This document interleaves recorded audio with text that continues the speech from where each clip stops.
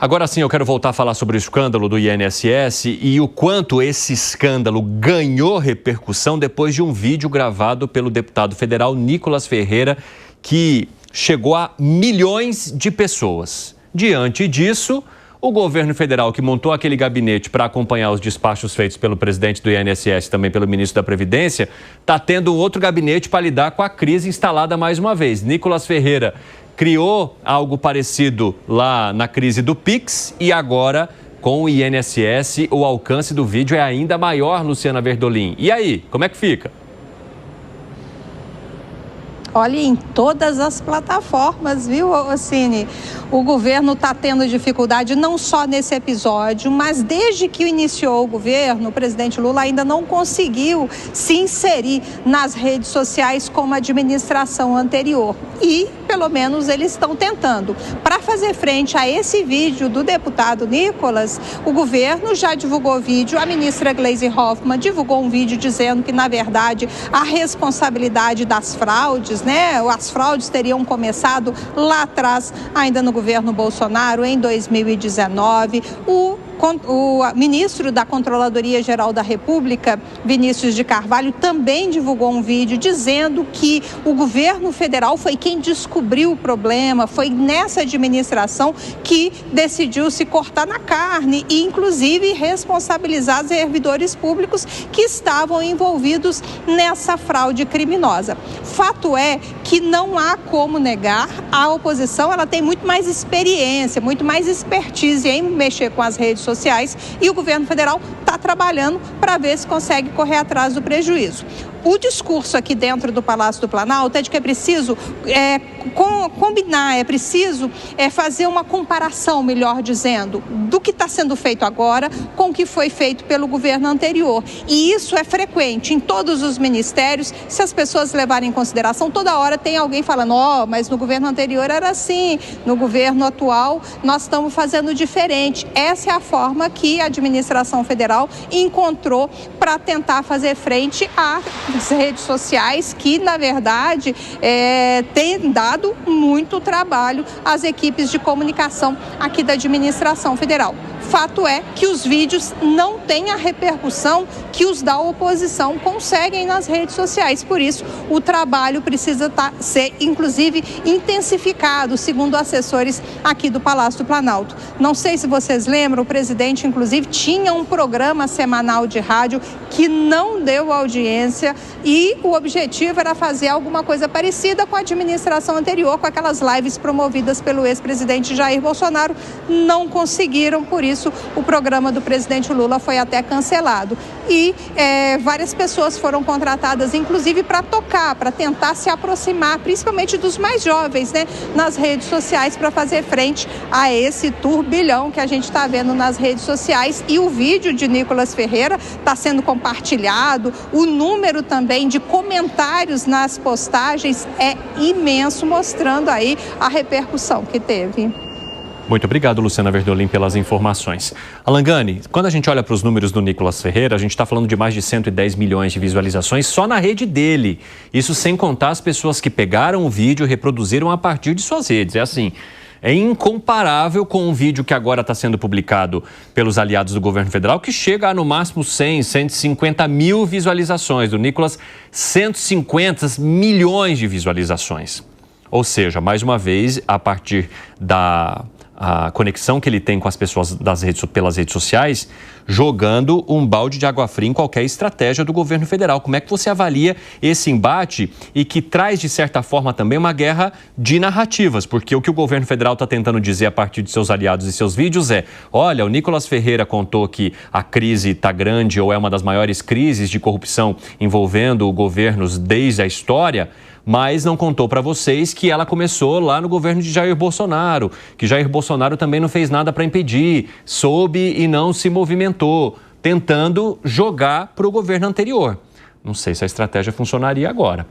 Olha, Evandro, eu vejo que não. Na verdade, o Nicolas, o vídeo do Nicolas é um tiro de bazuca, ou melhor, é um tiro de míssil contra o governo. É claro que o deputado Nicolas Ferreira é um excelente orador, tem uma baita retórica, a edição dos vídeos dele são excepcionais, Mas não é só isso.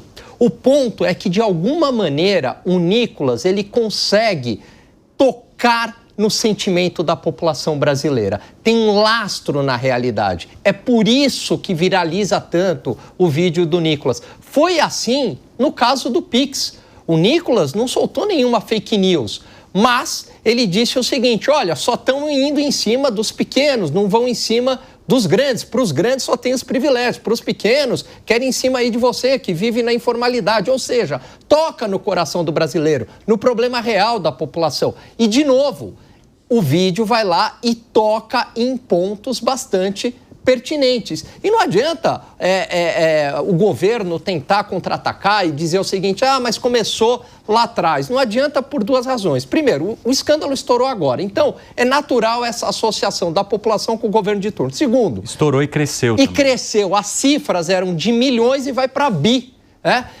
Terceiro, o próprio Jair Bolsonaro, não dá para afirmar que ele sabia desse esquema, mas o que dá para afirmar, o que é fato, que ele lança uma medida provisória e essa medida provisória evitaria fraudes, exigindo um recadastramento anual dos descontos para os sindicatos, os descontos automáticos. Aí, os partidos de esquerda, com a ajuda do Centrão, o que fizeram? Mudaram a lei, jabutina a lei. Passando para 2021. Chega em 2021, altera de novo a lei, vai para 2022 e 2022 enterra de vez. Então não adianta, por isso que o vídeo do Nicolas faz tanto sucesso e o governo vai ter muita dificuldade para lidar com isso. Eu estava vendo aqui numa das redes sociais dele, hein, né? Estava dando uma olhada, são 450 mil comentários. 450 mil. Vocês sabem o que é necessário de engajamento para conseguir 450 mil comentários numa postagem. A partir daqui, já dá para entender por que a crise está instalada, Gustavo Segré. Agora, fiquei refletindo sobre o comentário da Luciana, quando ela menciona que aquela live que fazia, ou conversa com o presidente, café com o presidente, não me lembro, o nome foi levantado. O presidente Lula não conseguia nenhum engajamento com isso.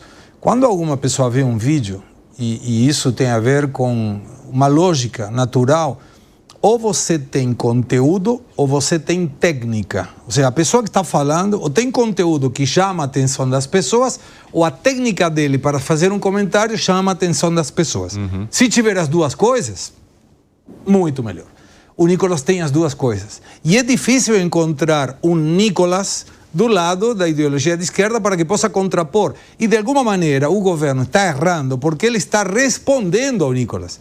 Não é uma questão de se adiantar, dizendo: olha, gente, tivemos um problema assim, estamos investigando, vamos assumir a nossa responsabilidade, que é o que o povo espera. Não é um problema errar, o problema é jogar a culpa no outro e mencionar que tudo começou em 2019 quando começou em 2016. Não é em 2019. Sim. E aí fica muito fácil para qualquer pessoa com um pouquinho de ansiedade, de busca da verdade, responder. E nós respondemos aqui, medida provisória 871, foi feita pelo Bolsonaro, se traduziu depois numa lei, 13.846, do Bolsonaro, que, sabendo que tinha fraude, foi contra isso. E depois vieram outras leis que derrubaram tudo. E o INSS tinha, através de uma normativa, a responsabilidade, através do presidente, de ir contra essas fraudes. E o que o Carlos Lupi fez? Tirou essa responsabilidade do presidente do INSS e levou para o chefe de gabinete dele. Então, fica muito difícil para o governo tentar mostrar que, não, eu fiz alguma coisa, mas não deu certo, a culpa é do outro. Não, senhores, a culpa é de vocês, sim, e vou mais longe. Quando começou essa situação de denúncias de pessoas, não eram poucas, eram miles e miles e miles. Ele poderia ter feito o que fez agora. O que fez? Bloqueou. Por que não bloqueou em junho de 2023, quando foi a primeira vez que numa reunião do Ministério da Previdência, o ministro Carlos Lupi ficou sabendo disso? Porque aí fala, a gente vai apurar, mas então bloqueia. Bloqueia. Que foi o que fizeram agora? Suspenda. Esses 290 aí depois, se tiver milhões, certo, ok. Mas se tiver errado... Aí a gente vê, mas prioritariamente estão sendo aposentados, estão sendo fraudados. Cadê o governo que defende os aposentados e os pobres? Deveria ter bloqueado. E aí tinha toda a possibilidade de falar, bloqueamos agora, tem alguma coisa errada, e suspeito que seja do governo anterior. perderam essa chance, senhores. Agora vai ter que trabalhar para desenrolar essa pepino que tem aí. O Fábio Piperno, a Verdolim e o Segré trouxeram temas que eu acho que são relevantes nessa análise, que é, mais uma vez, o governo correndo atrás de algo que foi publicado por outra pessoa. Nesse caso, de novo, Nicolas Ferreira. Aconteceu com o Pix e acontece em escala, inclusive, mais tensa nessa crise do INSS, em vez de se adiantar, como cita aqui o Gustavo Segré. Percebeu o problema? Já se adiante, converse diretamente com a comunidade, com a sociedade, mas não. Só vem com a operação depois que o negócio já está desandado, já degringolou. Como é que você avalia essa estratégia? Acho que todas as estratégias de comunicação do governo são ruins e nem acho que tenha melhorado tanto assim nos últimos tempos. Eu concordo com muito do diagnóstico que o Segré fez e eu usaria até uma parte do que ele disse no contra-ataque. Mas vejam só, primeiro, o governo é incapaz e impotente para entrar de peito aberto numa batalha de comunicação, porque ele não tem cérebros, não tem material humano para lidar com esse tipo de questão. Com isso ele não sabe fazer. No caso do Pix, por exemplo, quem de alguma forma e tal deu alguma resposta e encarou o Nicolas não foi o governo, foi a Erika Hilton. Uhum. Do governo não saiu nada lá de muito importante e relevante. Foi a Erika Hilton. Talvez amanhã depois ela apareça em algum outro vídeo e tal, porque assim é a única esperança que o governo tem em relação a essa questão de alguma reação. Do governo também não espero nada muito positivo. Então, eu insisto o seguinte, primeira coisa, o Carlos Lupe, a bola pingou assim, na frente dele, para ele chutar para o gol, falar, opa, tem um escândalo aqui que denunciaram para nós vamos começar a investigar, porque é um escândalo que vem lá de trás. Claro. Então ele perdeu a chance. Não, e não só não fez isso, como depois de acontecer todo o escândalo, foi mantido no cargo pelo governo. E aí ele não tocou o negócio, jogou o escândalo na gaveta e não deu um pio. E aumentou, exatamente. Continuou aumentando. O pênalti do Baggio. O pênalti do Baggio. E disse que ia ser bom para aprender com o erro. Não, é bom que aprende agora. Como é que faz, então, para controlar isso? Serve de lição. Eu acho que ele não está mais nessa altura da vida política dele, é um momento de tanto aprendizado assim. Eu imaginava que ele fosse tentar ensinar alguma coisa. Então ele desperdiçou essa chance e se omitiu. Tem que ser dito isso. E é uma omissão muito séria. Segunda coisa, veja, o Segré corretamente fala que o Bolsonaro editou uma medida provisória lá e tal, e de fato o Bolsonaro fez isso. E tentaram depois um outro projeto de lei lá e tal. Mas vejam só a outra chance que o Lupe e o governo perderam. Ora, uma vez que tem um vídeo do Bolsonaro falando, tem fraude no INSS, fraude nisso, fraude naquilo, fraude do Bolsa Família, fraude do BPC, e ele fala tudo isso. Então, aí vai lá e edita a medida provisória. Era o momento do Lupe ou de alguém do governo cobrar. Cara, você vai querer combater esse tipo de escândalo só com a medida provisória e as medidas policiais? Cadê? Onde foram parar as investigações? Porque eu trouxe aqui terça-feira, que o mesmo portal Metrópolis que fez a denúncia, nessa semana, ele também conta que em 2019 apresentaram 16 mil casos de fraudes e também não houve providência policial. Cadê a polícia? Mas o governo perdeu a chance. Então, quanto a isso, agora é irreversível. Consertar essa parte do estrago é irreversível. E para você, Zé, também é? Eu vou citar aqui um grande filósofo baiano que se chama Compadre Washington. Sabe de nada, inocente. Ele sabia de tudo. E por que deixou? Porque tinha que deixar. Porque acharam que isso ia passar assim, como caso de polícia. A gente controla. Isso é muito dinheiro. Isso teve retorno para o Ministério da Previdência, isso já está comprovado. A Polícia Federal já tem dados que mostram isso, né? Então, assim, sabia e foi cúmplice. Isso é lógico, a própria polícia mostra exatamente isso. Na verdade, eles entenderam que isso seria um caso de unidade, quer dizer, cada um dos lesados iria na polícia ou iria contratar um advogado. Muitos contrataram.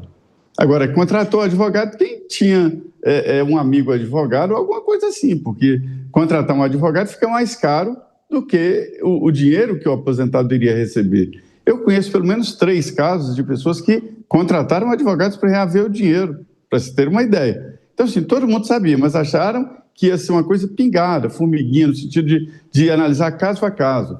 Mas agora foi um bloco. Aí apareceu 6 bilhões, aí todo mundo assustou.